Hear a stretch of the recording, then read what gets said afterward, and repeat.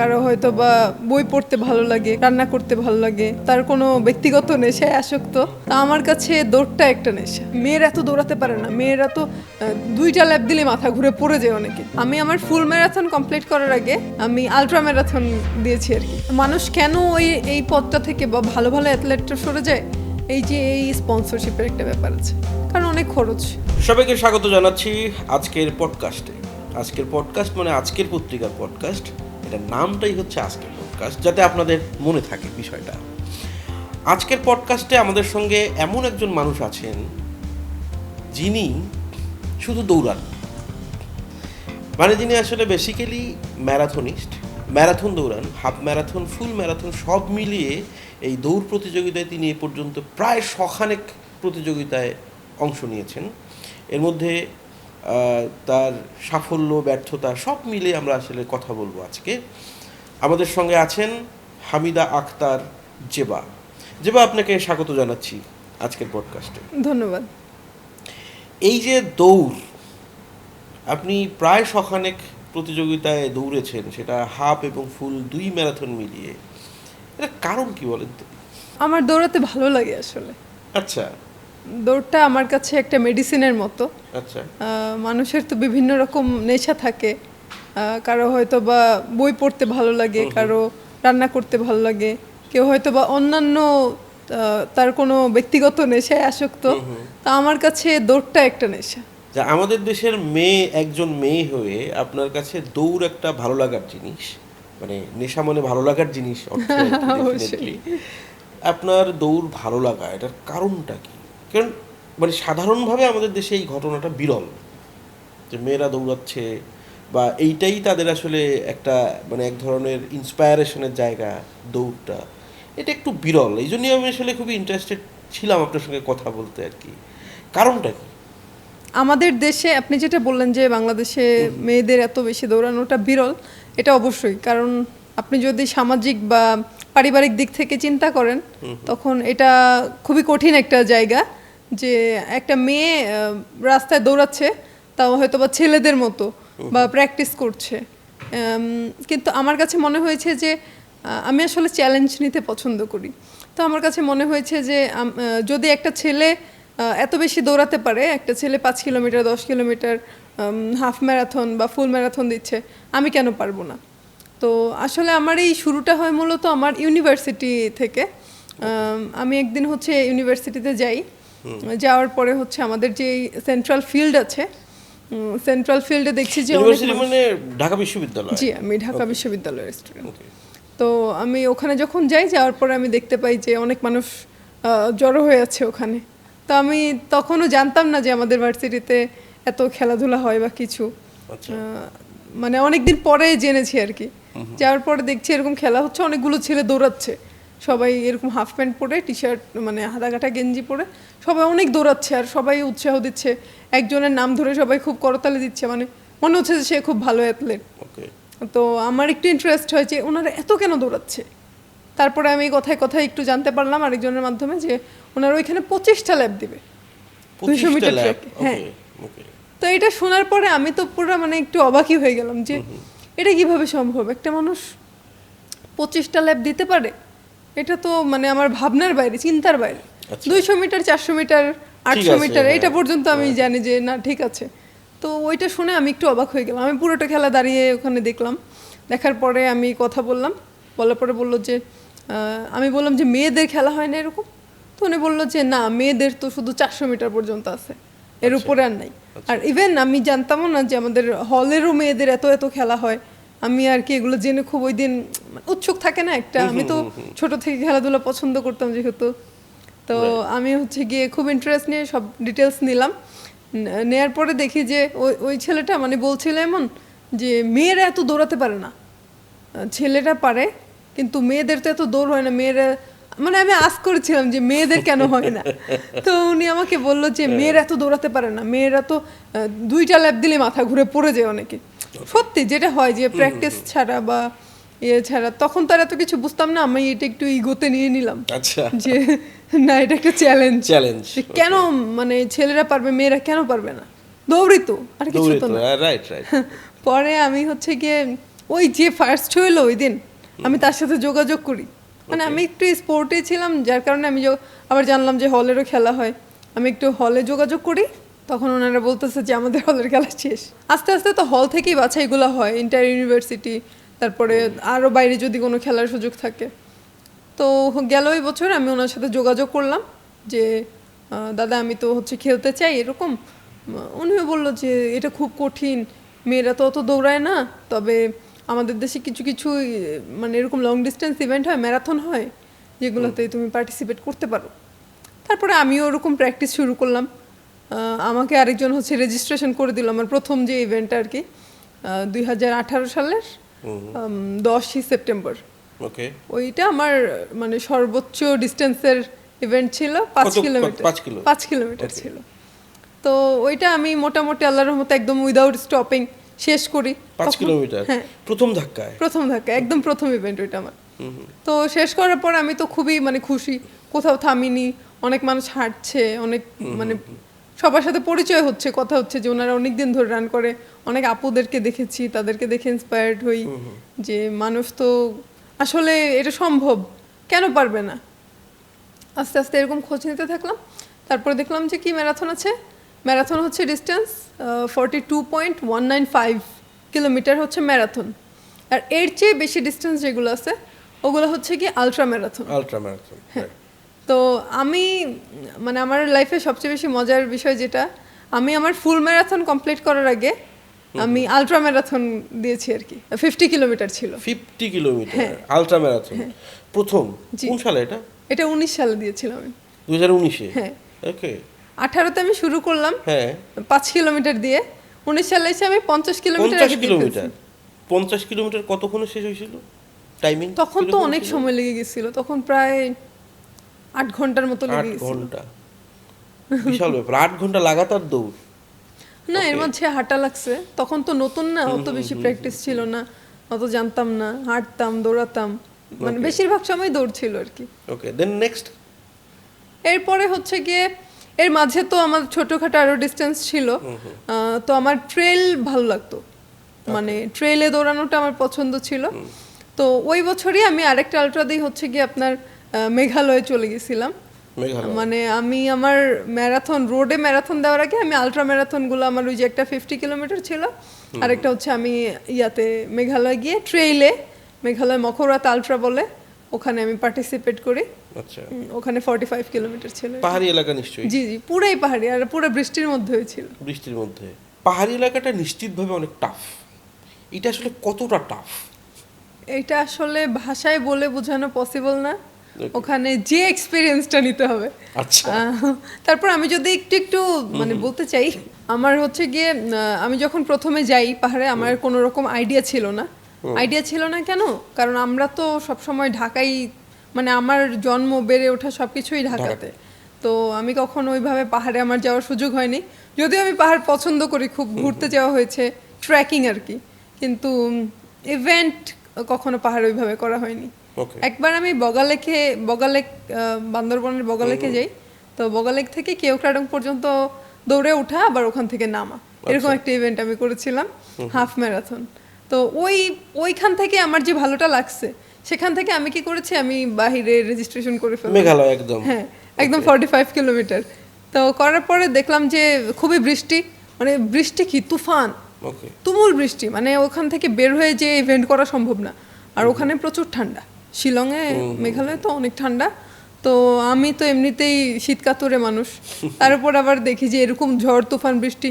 এখন আমি গেছি এত কষ্ট করে, মানে স্টুডেন্ট মানুষ তো সব জমায় একটু একটু করে কষ্ট করেই তো গেছি। এখন আমি যদি ইভেন্টটা না করে আসতে পারি, আমার তো অনেক খারাপ লাগবে অনেক কিছু, মানে ইভেন্ট না করা, ওইটা তো আমি চিন্তায় আনি নাই। আমার কথা হচ্ছে আমার ইভেন্ট যে কোনোভাবে হোক করতে হবে, এখন কিভাবে কমপ্লিট করব সেটা হচ্ছে গিয়ে মানে আল্লাহ ভরসা, এরকম। তো যাক, অত কিছু আর চিন্তা করলাম না, কারণ বৃষ্টি হবেই। অত বেশি মার্কিং পয়েন্টও নাই, যেহেতু পাহাড় এরিয়া, মানে 45 কিলোমিটার, এত মার্কিং করা যায় না। তো আমাদের হাইড্রেশন পয়েন্টগুলো ছিল এক একটা গ্রামে। এখন আমি বুঝতে পারতাম যে আমি রাইট ট্র্যাকে আছে, যদি আমি কোনো 5-7 কিলোমিটার পরে গিয়ে আমি কোনো গ্রাম পাই, তখন আমি বুঝতে পারি যে না, আমি রাইট ট্র্যাকে আছি।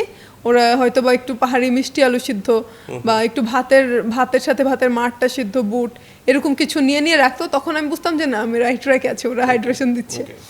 তারপরে হচ্ছে গিয়ে এভাবে গেলাম, যাওয়ার পরে দেখি যে প্রথম থেকেই তো বৃষ্টি, এরকম রেইনকোট নিলাম, রেইনকোট নিয়ে দৌড়াচ্ছি। কিছু কিছু জায়গায় দেখা গেল কি এরকম খাড়া এরকম পাহাড় উঠতে হচ্ছে, আবার খাড়া নামতে হবে, কিভাবে নামবো, ও এরকম বসে যেভাবে নামা লাগেছে আসলে মানে কোনোভাবে আমি কমপ্লিট করছি আর কি। এর মধ্যে তুমুল বৃষ্টি, রাস্তা হারিয়ে যাচ্ছিলাম, মানে মনে হচ্ছিল হারিয়ে যাচ্ছি। পরে মনে হচ্ছে যে না কোনো একটা গ্রামে গেলাম, মনে হলো যে না আমি ঠিক জায়গায় আছি। একা একাই দৌড়াচ্ছি তো, তবে অনেক মানুষ ছিল, ওইটা আমার লাইফের একটা গ্রেট এক্সপিরিয়েন্স, ভুলার মতো না আর কি। হ্যাঁ, মানে 50 কিলোমিটারটা হয়তো ওই কঠিন জায়গাটা সহজ করে দিয়েছে। এরপরে আপনি আর বাইরে কোথাও গিয়েছেন কিনা?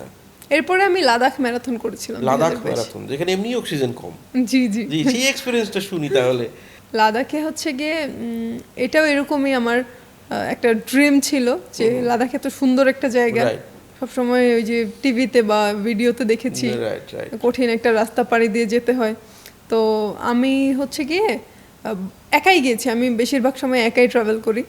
তো আমি হচ্ছে জোজালা পাস দিয়ে যাই, মানে বডিটা যেন একটু ওই ওয়েদারের সাথে অ্যাডজাস্ট হয়। হ্যাঁ, এই জন্য আমি হচ্ছে গিয়ে একটু শ্রীনগর থেকে আমি বাই রোডে যাই। তো বাই রোডে যাওয়ার পর জোজালার পাস যে রাস্তাটা, ওই রাস্তাটা তো খুবই কঠিন, মানে এই সাইডে তাকালে আপনি পাহাড়ের যে নিচু ওইটাও একটু দেখতে পারবেন না, এত কঠিন। হ্যাঁ, গেলাম, যাওয়ার পর আস্তে আস্তে ওইখানে পৌঁছালাম ইভেন্টের 2 দিন আগে। যাওয়ার পরে হচ্ছে গিয়ে তবুও নর্মাল হচ্ছিল না ওয়েদার, কারণ এটা তো পুরা মানে পাথরের মরুভূমি যেটা বলে ওইটা, ওখানে পানি কম, বাতাস এত ঠান্ডা, মানে মনে হচ্ছে গায়ের মধ্যে সুই বিঁধে যাচ্ছে। তো আমি যে ভাবলাম যে আমি কিভাবে দৌড়াবো এখানে, এত ঠান্ডা, আর আমি তো ঠান্ডা এমনিতেই ভয় পাই। কিন্তু আমার ওই ডেস্টিনেশনগুলো যে পরেই ঠান্ডার মধ্যে আর কি। পরে ভাবলাম যে যাই হোক চলে আসছি, এখন কমপ্লিট করতে হবে, অনেক কষ্ট করে আসছি, ভয়ের কিছু নেই। ওর মধ্যে কি হয়, আমার তো ওই যে বডি অ্যাডজাস্ট হতে একটু সময় লাগে। তো আমার হচ্ছে ইভেন্টের আগের দিন দেখে আমার নাক দিয়ে ব্লিডিং হচ্ছে, তো ব্লিডিং হচ্ছে, পরে আমি তো মানে ভয় পেয়ে গেলাম যে মানে আরো বেশি কিছু হয় কিনা বা আমি করতে পারবো ঠান্ডার জন্য। হ্যাঁ, মানে ওই ব্রিদিং এ ইস্যু হচ্ছিল। তো তারপরে যাক আলহামদুলিল্লাহ নর্মাল হয়ে একটু করলাম, করে এই দিন আবার শুরু করব, দেখি সেদিনও বৃষ্টি হচ্ছে সকাল থেকে। হ্যাঁ, লাদাখেও মানে ওই যে পাহাড়ি ওয়েদার তো একটু এরকমই হয়। তো এরকম শুরু করলাম, শুরু করার পরে আল্লাহ ভরসা ভালোই আস্তে আস্তে শেষ করলাম। মানে তার কিছুদিন আগে আমার আবার ওই ডেঙ্গু হয়েছিল, টাইফয়েড ডেঙ্গুর মতো, খুবই মানে খারাপ অবস্থা। তো আমি নিজে যে এটা কমপ্লিট করতে পারবো আমার কাছে মনে হয় নিজে সম্ভব, কারণ আমার তো শরীরের অবস্থা খারাপ, এর মধ্যে আবার নাক দিয়ে ব্লিডিং হচ্ছে, আমি তো ভয়ে একটু হয়েছি। বাট মানে ওখানকার আয়োজকরা বলেনি যে দরকার নাই থাক ভাই? না, ওনারা তো এত কিছু জানেই না, ওনারা জানলে আমার খেলতে দিবে না। তো ওনারা হচ্ছে এত কিছু জানতো না, জানলে ডেফিনেটলি রেস্ট্রিকশন ছিল। মানে আপনিও আর জানান নাই? না, আমি জানাই নাই। কেন শেষ করতে হবে, আমি এত দূর থেকে আসছি, আর তার উপর হচ্ছে আমি জানি যে আমি পারবো ইনশাল্লাহ, কারণ আমি প্র্যাকটিসও করে আসছি। তাহলে আমি শুধু এটা যদি ওদেরকে জানাই, ওরাই বরঞ্চ আরো ভয় পেয়ে যাবে। তো আমি আর ওইভাবে কাউকে কিছু জানাই না, আমি ইভেন্ট আল্লাহর রহমতে ভালোই কমপ্লিট করি। হয়তো মানে আমার হয়তো আর একটু টাইম কম লাগতো যদি আমি অসুস্থ না থাকতাম, কিন্তু আমার মনে হয়েছে যে আলহামদুলিল্লাহ আমি যা করেছি অনেক ভালো। এই যে বিভিন্ন জায়গায় যাওয়া কিংবা দেশের ভিতরেই যে ম্যারাথনে অংশ নেওয়া, এর সমস্ত খরচ সেটা তো আপনাকে কি নিজেকেই করতে হয়? হ্যাঁ, আয়োজকরা কি কোনো কিছু করে কিনা, প্রোভাইড করে কিনা? না, আয়োজকরা ওইভাবে প্রোভাইড করে না। এটা যদি ওনারা দেখা যায় কি ন্যাশনাল খেলা যারা খেলে, আর্মির বা ডিফেন্সের যারা আছে, বিভিন্ন সময় মিলিটারিদের কিছু গেম হয়, তখন ওরা আমাদের বাংলাদেশ ইনভাইটেশন পাঠায়, তখন আসলে ওরা আমাদেরকে বাইরে থেকে চুজ করে না, ওরা নিজেদের ভিতরে যে প্লেয়ারগুলো থাকে ওদেরকেই নিয়ে যায় আর কি। তো আমাদেরকে আসলে ওইভাবে কোনো হেল্প করা হয় না। না, তাহলে এই যে আপনি যাচ্ছেন বিভিন্ন জায়গায় বা দেশেও marathon, ultra marathon, half marathon, full marathon করছেন, এর সমস্ত ব্যয়ভার আপনার নিজের, এটা জেনেও আপনি কেন করছেন, কারণটাই কি? আমাদের দেশে এখনো ওইভাবে হয়তো বা স্পন্সরশিপের যে ব্যাপারটা আসতেছে ওটা আসেনি, ইনশাল্লাহ পরবর্তীতে আসবে, আস্তে আস্তে তো উন্নত হচ্ছে। আগে তো মেয়েরাও আয়রনম্যান কমপ্লিট করতো না, এখন তো হ্যাঁ মানে আল্লাহর রহমতে যাচ্ছে একজন দুইজন করে, তো হবে আমার মনে হয়। কারণ দেখা যায় কি মানুষ কেন এই পথটা থেকে বা ভালো ভালো অ্যাথলেটরা সরে যায়, এই যে এই স্পন্সরশিপের একটা ব্যাপার আছে, কারণ অনেক খরচ। কিন্তু এই যে ধরেন আপনি লাদাখ গেলেন, মেঘালয় গেলেন, বা ভবিষ্যতে আরো অনেক জায়গায় আমি যাবেন, নেপালও গেলাম, নেপাল গেছেন, এই সমস্ত এবং সেগুলো তো আক্ষরিক অর্থেই লাখ লাখ টাকা খরচ হয়, হ্যাঁ আক্ষরিক অনেক অর্থেই খরচ খরচ হয়। সেগুলো আপনার ব্যাগ কিভাবে পান কি ব্যাগ আসলে? না ব্যাক পাওয়ার তো এরকম সিস্টেম নাই, এটা নিজের ইচ্ছা, তোমার ইচ্ছা, তোমার কেউ যাইতে বলছে?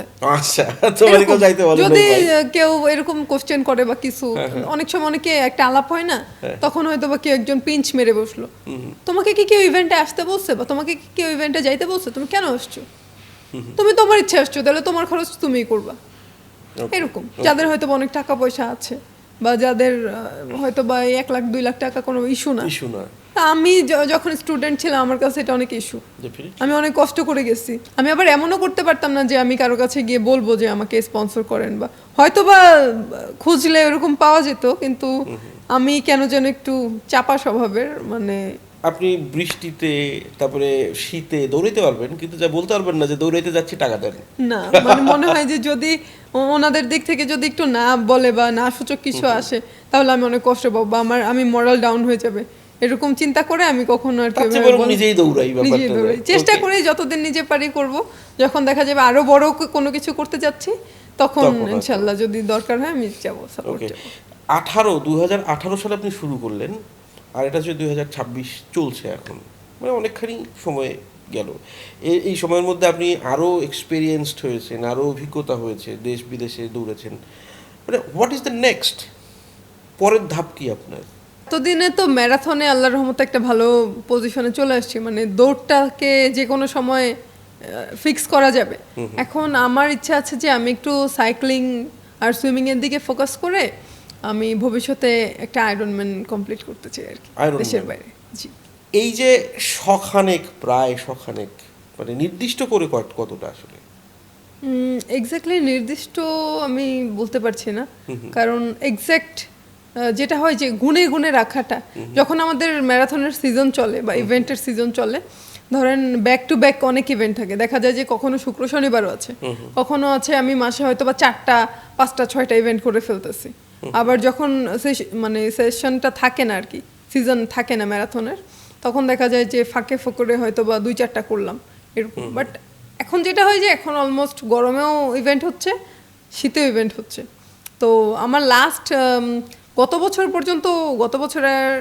কয়েক মাস আগ পর্যন্ত এরকম গণনা ছিল যে আমার 100+ ইভেন্ট আছে। এখন আশা করি আল্লাহর রহমতে এর চেয়ে বেশি হবে, কারণ এর ভিতরে আমি কয়েকটি ইভেন্ট করেছি। আচ্ছা, এর মধ্যে করে ফেলেছেন। যে পরিমাণ মেডেল দেখেছি আমি, তাতে আসলে শখানেক না হয়ে কোনো উপায় নাই। ওগুলো ছিল আমার 2022 সাল পর্যন্ত, 22শে নভেম্বর পর্যন্ত ওই ছবিটা। বিষয়টা এই হচ্ছে যে আমি যখন প্রথম তার ছবি দেখলাম, আমরা একটা লেখা ছেপেছিলাম আজকের পত্রিকার, তো সেইখানে ধরুন যে একটা মেয়ে বসে আছে, তার সামনে এরকম মানে মেডেল, হ্যাঁ মেডেলের পিছনে একটা মেয়ে বসে আছে, সেটা একটা অদ্ভুত একটা ছবি, সেই ছবিটা আমরা নিশ্চয়ই দেখাবো সেটা। তো এই যে ব্যাপারগুলো এখন, মানে আমি যেটা জানতে চাচ্ছি যে এই যে হার্ড ওয়ার্ক, এইটা কি আপনি ছোটবেলা থেকে আপনার ধরনটা এরকম, নাকি কোনো বিশেষ ঘটনা ছিল যার পরে আসলে আপনার এই হার্ডওয়ার্কিং মেন্টালিটি এবং এই যে মানসিকতা না, এটা হয়ে যাবে? আমার মনে হয় বাই বর্ণই, কারণ আমি ছোটবেলা থেকে একটু মানে ওই যে মানুষ থাকে না যে পুতুল নিয়ে খেলা করে বা এটা সেটা, আমার ওরকম না। আমার কাছে খেলতে ভালো লাগতো ফুটবল, ক্রিকেট, আমি ভাইয়াদের সাথে চলে যেতাম খেলতে। তো ওই খেলাধুলাটা হয়তো বা তখন থেকে আমার ভিতরে ওইভাবেই কাজ করতো যে না আমি তো এইটা পছন্দ করি, আমি তো এটা খেলবো।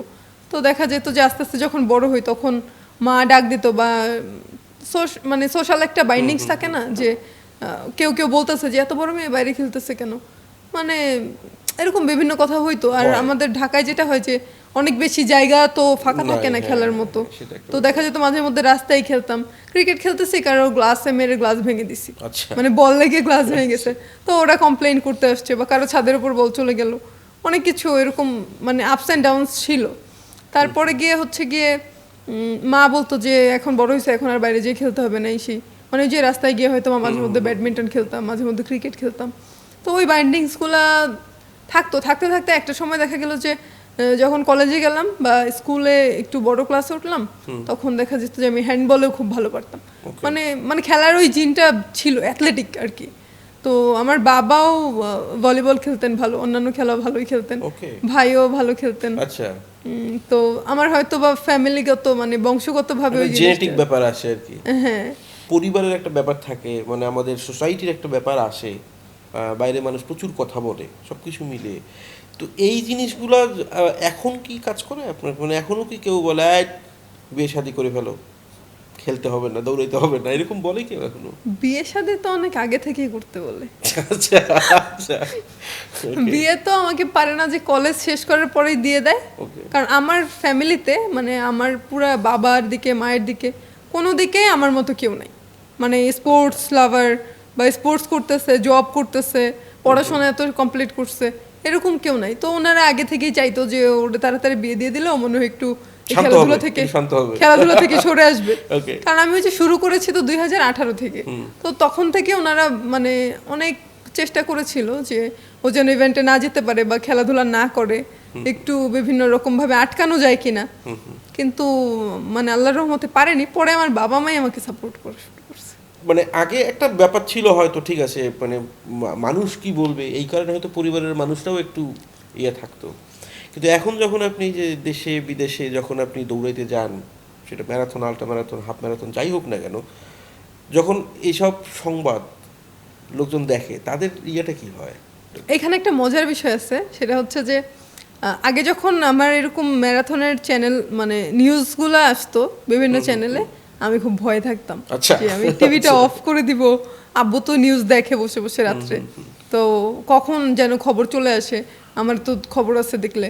মানে আব্বুর চেয়ে বেশি ভয় পেতাম আম্মুকে।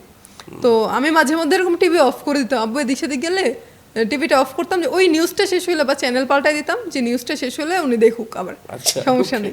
হ্যাঁ, তো আমাদের এলাকায় এরকম কিছু মানুষ থাকতো না যে এগুলো বলে বা ওনারা একটু খোঁজ খবর রাখে হয়তো বা। তো উনি কোনোভাবে পেপারে আমার একটা নিউজ দেখছে, সে ওই পেপার নিয়ে আমাদের বাসায় চলে আসছে। আমি কিন্তু আমার বাসায় জানাই নাই, ভয় পাই যেহেতু, মানে আমি আমার বাসায় জানাই নাই। সে এরকম আমাকে মানে সবাইকে বলছে যে ওকে তো টিভিতে দেখছি, ওকে তো টিভিতে দেখাইছে। এখন আমি তো বলি যে আমি তো টিভিতে কখন, আমি ভয়ে কারো কোনো সাংবাদিকের সামনেও যেতাম না, কারণ আমরা যারা ফার্স্ট সেকেন্ড হই দেখা যায় যে ক্যামেরা নিয়ে আমাদেরকে একটু সাক্ষাৎকার নেয়। তো আমি মাঝে মধ্যে এরকম পালায়ে থাকতাম একটু। তো তখন হয়তো বা ওই যে থাকে না যে বান্দরবনের একটা ইভেন্টের ওইটা দেখে ফেলছে। এখন আমি যে বান্দরবনকে খেলছি ইভেন্টে যে ফার্স্ট হয়েছে, এটা তো আমার বাবা মা জানে না, জানবে না, আমি জানাইনি, কারণ জানাইলে তো আমাকে আর খেলতে দিবে না। তো উনি কি করছে, ওই নিউজের কথা বলছে, তা আমি এমনি এমনি বুঝাইলাম যে না এটা অন্য কোনো ইয়াতে এই সেই এমনিতেই নর্মাল, অনেক বুঝাইলাম। বুঝানোর পরে আরেকটা ইভেন্টে এরকম গেছি, তো ওইটার আবার পেপারে আসছিল আমার ছবি সহ। সে কি করছে, ওই পেপার কাটিংটাই না আমার বাসায় দিয়ে গেছে। তারপরে তো আমার মা অনেক রাগ, মানে আমার মা একটু রাগী, বলতেছে যে তোমার আর পড়াশোনা করতে হবে না, এই সেই, তুমি পড়াশোনা বাদ দাও, পড়াশোনার নামে তুমি স্কুলে ভার্সিটিতে গিয়ে তুমি এই লাইনে ভর্তি হইছো, মানে অনেক খেপে গেছে। আচ্ছা, এটা ইন্টারেস্টিং। মানে আপনি কতদিন পর্যন্ত বাড়িতে না জানিয়ে দৌড়েছেন? কোভিডের আগ পর্যন্ত, মানে 20? হ্যাঁ, না 19-এ ওই যে জানিয়েছি, কারণ 19-এ তো আমি দেশের বাইরে যাচ্ছি, এটা তো না জানাইলে তো সমস্যা, টাকা পয়সারও ব্যাপার আছে, তারপরে আবার 7 দিনের ব্যাপার, 6-7 দিনের, আমি তো না জানিয়ে যেতে পারবো না এত দূর। ওইটা জানিয়েছি। পরে আমাদের একটা মানে অনেক সিনিয়র পার্সন আছে, দাদু, খবির দাদু, ওনার সাথে কথা বলে তারপরে আমরা আরও যারা যাবো, আরেকটা আপু ছিলেন, সবার সাথে কথা বলে তারপরে, কারণ একা তো আর এত দূর ছাড়বে না। সারা পৃথিবীতে আসলে অনেক বড় বড় ইভেন্ট হয়, আয়রনম্যান তো আছেই, ম্যারাথনের অনেক বড় বড় ইভেন্ট হয়, সেগুলোতে কি পার্টিসিপেট করার ইচ্ছা তো নিশ্চয়ই আসে, সেটা কি কোনো যোগাযোগ হয় বা চেষ্টা চলছে? না, এখনও আমি ওইভাবে চেষ্টা করছি না, কারণ আগে আমার নিজের দিক থেকে যে প্রিপারেশনটা নেওয়া লাগবে ওইটা নিতে হবে। আমি শুধু শুধু রেজিস্ট্রেশন করলাম এক জায়গায় গিয়ে, আমি মানে ফিনিশ করতে পারলাম না ভালো মতো, আমার টাইমিং ভালো হলো না, ওইসব ইভেন্টে গিয়ে তো আমার লাভ নেই। কারণ আমি একজন মানে আমি যে আমি আল্লাহর রহমতে ভালো একজন অ্যাথলেট, এখন আমি যদি দেশের বাইরে যাই আমি যদি ভালো একটা রেজাল্ট না করতে পারি বা আমার বেস্ট টাইমিং আমি না দিতে পারি, আমার এত দূরে যে ইভেন্ট করে আসার কোনো মানে হয় না। দেন আপনার এখন স্বপ্ন হচ্ছে আয়রনম্যান কমপ্লিট করা এবং সেটাতে যাওয়া, এবং টার্গেট কোন সালে যেতে চান টার্গেটটা? আমার সত্যি কথা বলতে আমার ইচ্ছা ছিল যে আমি 26 সালেই একটা অ্যাটেম্প্ট নিব, আচ্ছা। কিন্তু কোনো না কোনো রিজনে এটা হলো না। কিন্তু ইনশাল্লাহ আমি চেষ্টা করব যে আমি যেন 27 সালের মধ্যে একটা আয়রনম্যান কমপ্লিট করতে পারি, কারণ আয়রনম্যানের জন্য আসলে অনেক প্রস্তুতি দরকার। যেই যাই বলুক, শুধু দৌড় দিয়ে আয়রনম্যান হয় না। সেটা তো 3টা বোধহয় ধাপ থাকে, সুইমিং, সাইক্লিং, দেন রানিং। এটা 3টা, মানে 3টা দিয়ে আপনার টাইমিং, গুড টাইমিং হওয়া উচিত, ভালো টাইমিং করতে হবে। আমরা চাই অবশ্যই আপনি আয়রনম্যান শেষ করেন, এবং তারপরে আমরা আরেকটা পডকাস্ট করব এবং আপনাকে নিয়ে আরও একটা বড় লেখা আমরা ছাপতে চাই, সেই আশা থাকলো। আর আপনার ভবিষ্যতের সমস্ত স্পোর্টস, সেটা ম্যারাথন হোক, আল্ট্রা ম্যারাথন হোক, হাফ ম্যারাথন হোক, ফুল ম্যারাথন হোক, আর সেটা যে কোনো পর্যায়ের স্পোর্টসের জন্য আমাদের পক্ষ থেকে আপনাদের জন্য শুভকামনা থাকলো। আপনি দর্শকদের কিছু বলতে চান কি না?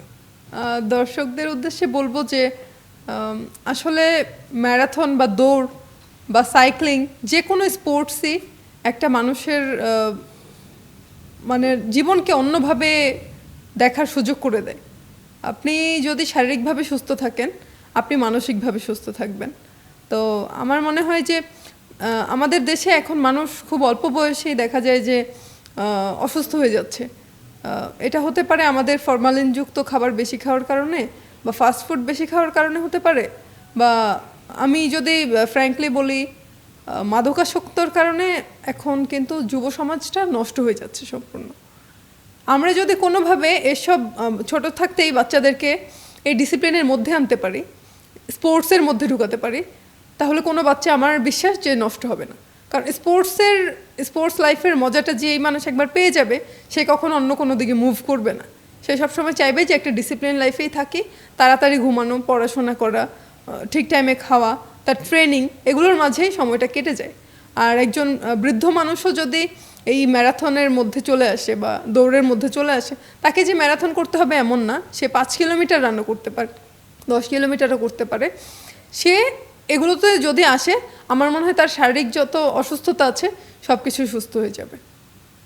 আচ্ছা, এই ক্ষেত্রে আমি একটা জিনিস জানতে চাই, সেটা হচ্ছে যে যদি কেউ শুরু করতে চায়, লাইক আমার বয়স এখন 45, আমি যদি এখন শুরু করতে চাই আসলে, বা কেউ শুরু করতে চায়, তাহলে শুরুটা কিভাবে করা উচিত? সেটা হুট করে তার শুরু করা যাবে না, কালকে আমি দৌড় শুরু করলাম, ব্যাপারটা তো মানে বাস্তবসম্মত নয়। শুরুটা কিভাবে করা উচিত? এটা শুরু করার জন্য হচ্ছে প্রথমে আপনি যেহেতু আপনি ডিটারমাইন্ড যে আপনি শুরু করবেন, আপনি চাচ্ছেন, সেক্ষেত্রে আপনি সবচেয়ে বেশি ভালো হয় যে যারা আগে থেকে এক্সপিরিয়েন্স, তাদের সাথে একটু যোগাযোগ রাখলে তারা আপনাকে গাইড করতে পারলো, এক।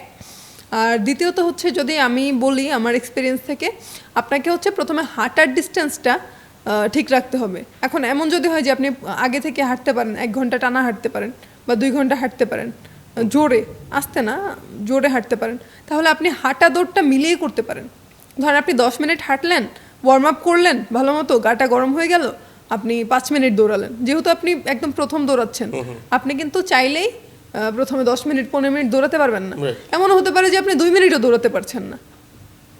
তাহলে আপনাকে কী করতে হবে? আপনাকে আস্তে আস্তে 10 মিনিট হাঁটার পরে ওয়ার্ম আপ করলেন, আপনি 5 মিনিট হয়তো বা জগিং করলেন, অথবা পারলে 10 মিনিট জগিংটা করলেন। কারণ আস্তে আস্তে যখন মানুষের বয়স বাড়ে, তাদের দৌড়ের স্পিডটাও কমে যাবে, হাঁটার স্পিড কমে যাবে, এটাই স্বাভাবিক। তো একটু জগিং করলেন, আবার আপনি হাঁটবেন, আবার আপনি আরেকটু জগিং করবেন, আবার হাঁটবেন। এইভাবে যখন আপনি করতে থাকবেন, তখন দেখা যাবে যে আপনার ভিতরে ওই মানে আপনার স্ট্রং হচ্ছেন, মানে ভিতর থেকে, যে না আমি তো এখন দৌড়াতে পারি। তারপরে আপনি হয়তো বা হাঁটার পরিমাণটা কমায় দিয়ে একটু দৌড়ালেন বেশি। আগে 10 মিনিট হাঁটতেন, এখন 5 মিনিট হাঁটবেন, 10 মিনিট দৌড়াবেন, 5 মিনিট হাঁটবেন, 10 মিনিট দৌড়াবেন, ইন্টারভাল দিয়ে দিয়ে এই কাজটা করবেন।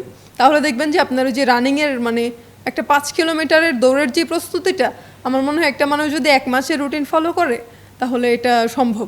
এর জন্য কি এই আপনার ফুডিং কি মানে কোনো স্পেশাল ফুডিং করতে হয় কি না? আসলে ফুডিং বলতে ওরকম কিছু নাই। আমি যতটা পারি তেলটা অ্যাভয়েড করি, চিনি, তেল, এটা একটু অ্যাভয়েড করার চেষ্টা করি। তো আমার মনে হয় যে আপনি যদি একটু শর্করাযুক্ত খাবারটা খাবেন। হ্যাঁ, দুধ ডিমটা আপনার ডায়েটে রাখবেন। কার্বও রাখতে হবে, প্রোটিনও রাখতে হবে। অল্প অল্প পরিমাণ রাখলেন। ভাজা পোড়াটা খাওয়া যাবে না, তেলটা খাওয়া যাবে না, এগুলো একটু মেনে চললেই হয়ে যায়। মানে একেবারে খুব আহামরি কোনো পরিবর্তনের দরকার হয় না বোধহয়। আমরা স্বাভাবিক যে জীবনযাপনের মধ্য থেকে এটা করা সম্ভব। অবশ্যই তাই বলছেন তো? অবশ্যই, কারণ আমরা যারা করি আমরা তো আর আহামরি অনেক কিছু ফলো করি না। আমাদের দৈনিক মানে চার্টে যেটা আছে, হয়তো বা আমার একটা ডিম খাওয়া লাগতো, আমি এখন 2টা ডিম খাচ্ছি, ডিম খাই। বা আমার সময়তে আমার 3টা ডিম খাওয়া লাগতে পারে, এরকম। আমার দুধটা খাওয়া লাগতেছে, আমার পানিটা বেশি খেতে হয়, স্যালাইন, ইলেকট্রোলাইট এগুলো একটু মেনটেন করতে হয়। এগুলো তো নর্মাল একটা মানুষের দরকার, সুস্থ থাকতে সুস্থ গেলেও থাকতে হলে দরকার। আর একটা বিষয় আছে যে আমাদের যেটা খুব ভুল ধারণা আছে যে আসলে এই বিশ্রামের ব্যাপারে, যে বিশ্রাম নিলে হচ্ছে সময় নষ্ট হয়, এটা কিন্তু মানে আমি যতজনের সঙ্গে কথা বলেছি এ পর্যন্ত যারা অ্যাথলেট, এদের বিশ্রামের একটা অন্যরকম হিসাব আছে। সেটা আসলে কীরকম একটু বলেন না। আমাদেরকে বলে যে, আমি যদি ইভেন্টের হিসাব করি, বলে যে 7 থেকে 9 ঘন্টা বা 6 থেকে 8 ঘন্টা এরকম একটা ঘুম আমাদের পর্যাপ্ত দরকার। কিন্তু যেহেতু আমরা মানে যারা ওয়ার্ক করি বা কাজকর্মের সাথে জড়িত আছি, তারা হয়তো বা এতটা ঘুম সম্ভব হয় না। তো অ্যাটলিস্ট 6 ঘন্টা 7 ঘন্টা আপনাকে ঘুমাইতেই হবে, রেস্ট নিতেই হবে, সাথে পর্যাপ্ত পানি এটা রাখতে হবে। মানে আপনি যদি রেস্ট না নেন, আপনার বডি আপনাকে সাপোর্ট দিবে কিভাবে, তাই না? আর ঘুমটাই হচ্ছে রেস্টের সর্বোচ্চ মাধ্যম। আমরা যারা শুরু করতে চাই, এদের আসলে সপ্তাহে কি 7 দিনই করতে হবে নাকি মাঝে কোনো ইয়ে থাকা উচিত? না না, আপনি 7 দিনই করতে হবে এমন না, আপনি 4 দিন করেন, আপনি 3 দিন করেন, একদিন গ্যাপ দিয়ে করতে পারেন। কিন্তু হাঁটাটা দেখা যায় যে এটা আপনার জন্য ভালো, আপনি এটা প্রতিদিনই রাখতে পারেন। হ্যাঁ, 1 ঘন্টা মানে আপনি আপনার জন্য ওই 1 ঘন্টা সময় বের করতেই হবে। এটা আপনি যত কিছুই করেন, যতই ব্যস্ত থাকেন, সব কিছুর সব কাজের মাঝেও হলে আপনাকে 1 ঘন্টা বের করতে হবে। যদি আপনি আর্লি মর্নিং বের করতে পারেন, মানে ফজরের পর সময়টাতে, তাও ভালো। অথবা আপনি না পারলেন আপনি বিকেলে বের করেন বা আপনি রাত্রে বের করেন, কোনো একটা পার্কে ঢুকে 1 ঘন্টা হেঁটে ফেলেন, আধা ঘন্টা হেঁটে ফেলেন। এটা আপনার নিজের জন্য সুস্থতা, মানে আপনার বডিকে সুস্থ রাখবে। সুস্থতার জন্য আপনাকে নিজের জন্য ভাবতে হবে আর কি। যে বা অনেক কথা হলো, অনেক মানে আপনার এই সব কিছু মিলে একটা সময় আমাদের জন্য বের করেছেন আপনি, এর জন্য আপনাকে অনেক ধন্যবাদ। এবং যেটা আমি আগেই বলে ফেলেছি যে আপনার ভবিষ্যতের সমস্ত দৌড়, সমস্ত আপনার ম্যারাথন, সমস্ত স্পোর্টস আপনার জন্য আমাদের শুভকামনা আমাদের পক্ষ থেকে। ভালো থাকবেন। আপনাদেরকে অনেক ধন্যবাদ আমাকে ইনভাইট করার জন্য। আপনারা ভালো থাকবেন। আপনারা এতক্ষণ কথা শুনলেন হামিদা আক্তার জেবার। আপনারা বুঝতেই পেরেছেন যে জেবা একজন অ্যাথলেট এবং লং ডিস্টেন্সে দৌড়ান, ম্যারাথন করেন। সুস্থ থাকতে গেলে এসবের দরকার আছে আসলে জীবনে। আর জেবা যেটা বললেন যে যদি আপনি একবার মজা পেয়ে যান স্পোর্টসের, তাহলে হয়তো আর অন্য কোনো দিকেই আপনার মন যাবে না, আপনি খুব মনোসংযোগ করতে পারবেন আপনার জীবনে, আপনার কাজে। আজকের পত্রিকার পক্ষ থেকে আপনাদের সবাইকে অনেক অনেক শুভকামনা সবার জন্যেই। সবাই সুস্থ থাকুন, সুন্দর থাকুন, এবং ভবিষ্যতে অবশ্যই যেবার মতন আরেকজন কারোর সঙ্গে কথা হবে। সেই পর্যন্ত আমাদের সঙ্গে থাকুন।